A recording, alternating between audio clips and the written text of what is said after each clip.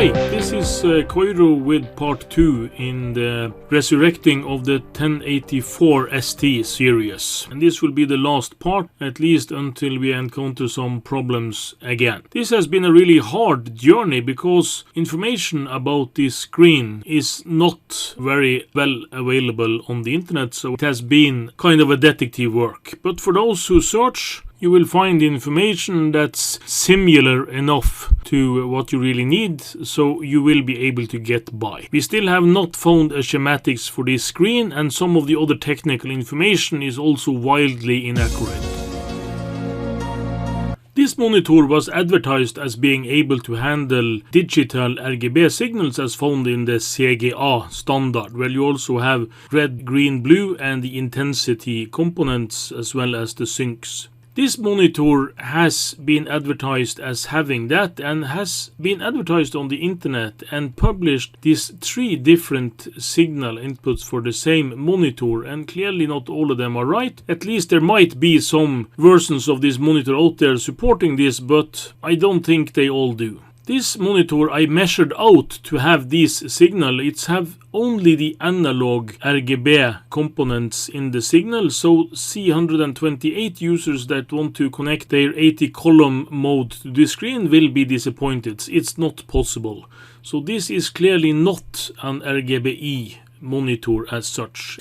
While we have not been able to find the schematics for the power supply of this actual monitor, there is a back way into that. And I actually tried this in the first part, but I did not manage to find it. But then my brother pointed out that the ST version, as it was lacking the application note, the Infineon datasheet on the same component actually had the application note inside. And this was a big help. You see, electrical construction engineer, they are as lazy as the rest of us, so when they find an application note that describes a complete schematic for the chip they want to use, they actually go on and use it with very little variation. And that we will see here. I have written on all the values that actually differs in this schematic from what is on the application note. And this is well within the values that is described in the application note to obtain the values we want to have on the power supply. And through the schematics, it helped us a lot.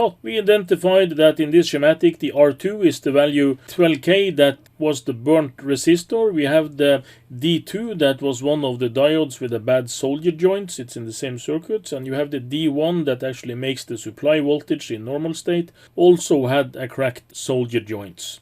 So all of these components are components that can drag down and destroy the TDA 4605 when they have some failure. One of the things I noticed is that the switching transistor does not have a heatsink, and through this schematic it should have a heatsink when it's drawing about 70 to 80 watt, but as this monitor draws about 60 watt, I still would have put a heatsink on that one. We have the problem with this 12K resistor. This is a 2 watt power resistor that was in the Commodore ST 1084 monitor, and this was actually burned, and it's now just about 11K, and it probably will get even smaller when it heats up and burns some more.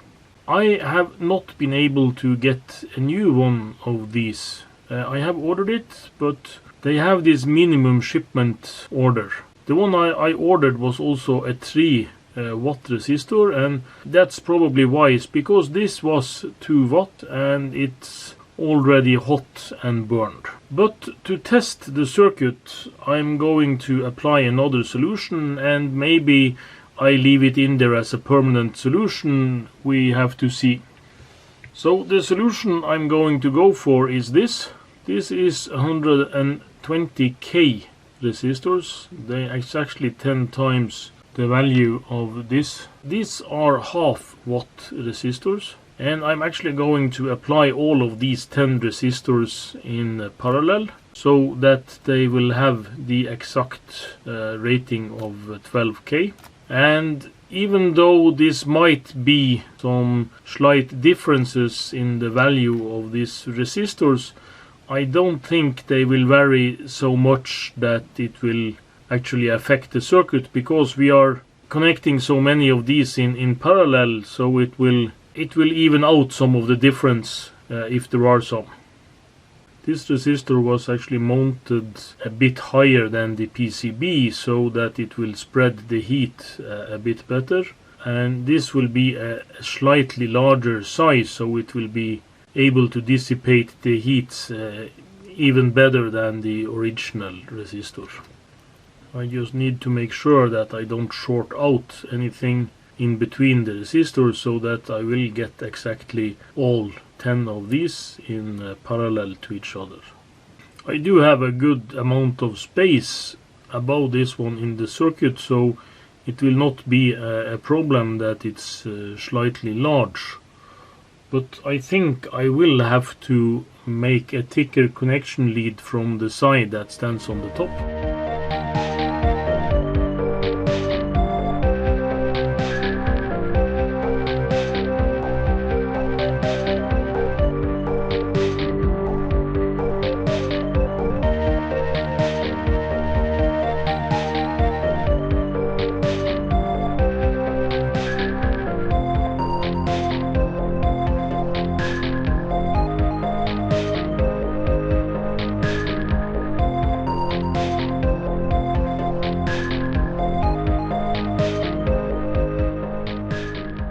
Now it will be exciting to measure out how much this actually is.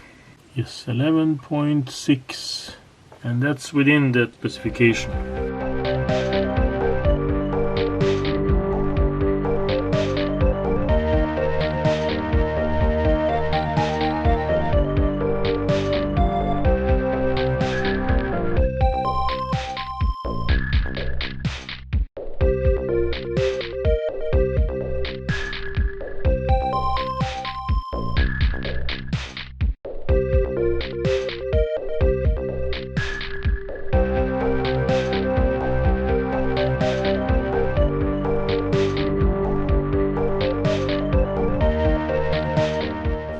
Like so. It's not beautiful, but we can call it utilitarian.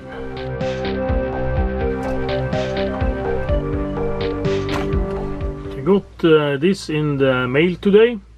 This is a packet from Pargos Electronics GmbH in Deutschland, and I think this is the TDA 4605 that I ordered some weeks ago. And it's the only thing I know I ordered from Germany. Yes, and sure it is. 4 pieces TDA 4605.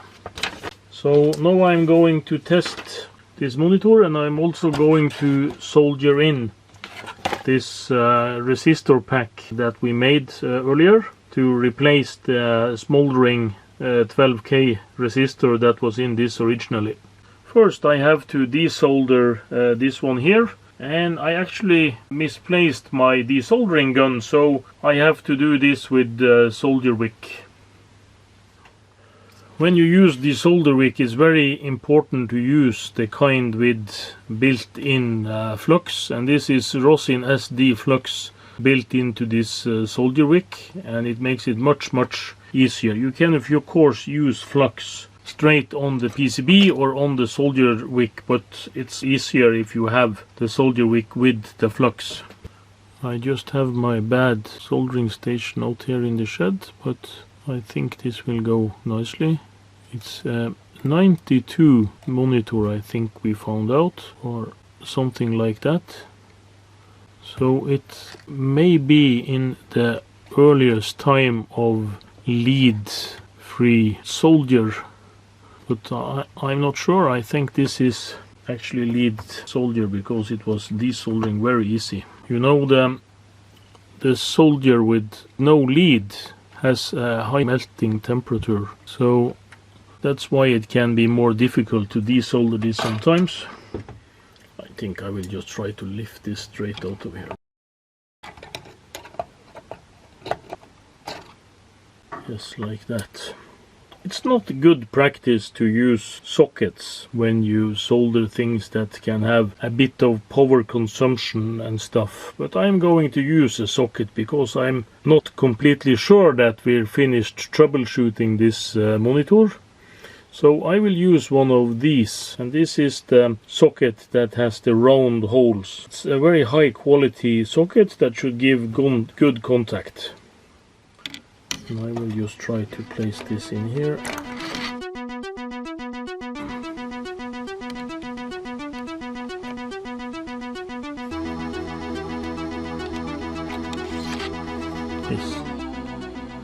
It actually fell into place, and I'm just going to put this on the side and put some solder on that, but I think I'm going to try to fit our oversize resistor first.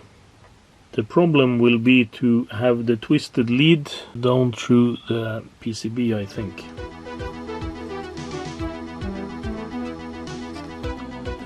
That will do quite nicely if we can get it to stick like so. I will try to reposition the camera again so that I can be able to put this a bit on the side when I'm soldering. Now the trouble will be to get this socket soldered without it falling off.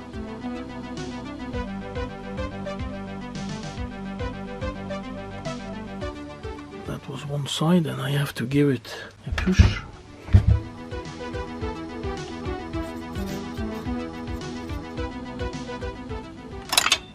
You might also remember from last time that we have some more bad solder joints on this PCB, and we are going to fresh up some of them now with new solder.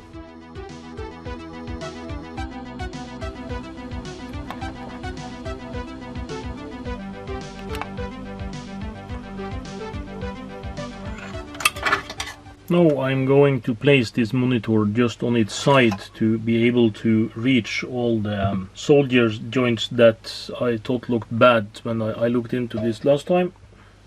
It's not very easy to catch these bad solder joints on the camera, but I will try to give it a shot. It's easy to see if a solder joint is new and shiny, but to see if it's cracked, that's a whole other deal. It's very difficult to get a good zoom and a clear picture on this. But here you actually have some really bad solder joints on these diodes here and over here and here. When you look close by, you can see that there is a ring or a rim outside of the pin where the solder is cracked, and this is due to temperature changes almost always. And temperature changes and vibration together is not a good combination when it comes to solder joints. I will just take and fix the ones I can see now, and we can just give the monitor a quick test afterwards.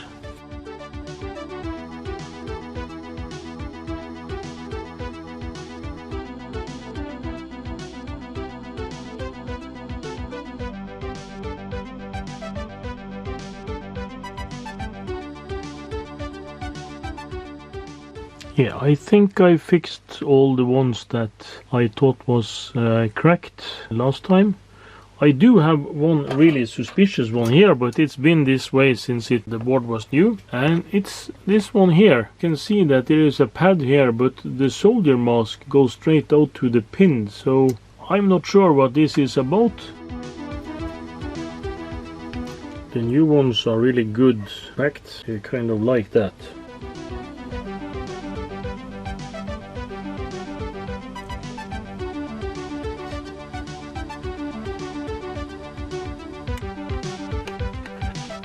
There it's fitted. So then it's just to try to turn this on. Now I just try to switch it on. Yes. See, there is light in the power supply, and actually can hear, and you can see some return lines. I don't have a video source available here that will fit this right now, so I do have to go and get some cables to connect a Commodore 64 or something to this. Yes, now we are ready for testing. I'm just connecting the Commodore 64 here with a composite video cable. This is just an old style combined composite video and audio cable. And we will turn on. and it lights up, and we turn on the power supply and the Commodore. Ah yes, we have a picture. It's very dark, very colorful, maybe like so, and it's still a bit much color, yeah, like so. But then we have one working 1084 ST. The culprit was the resistor, and it was this TDA 4605 chip that was bad. So I will now finish up and put on the cover and do some final washing, and I will pack this, and I will notify my fellow Commodore enthusiast that his monitor is ready for pickup. So thanks for watching. If you want to be notified when we post new videos, please subscribe. So see you in the next one.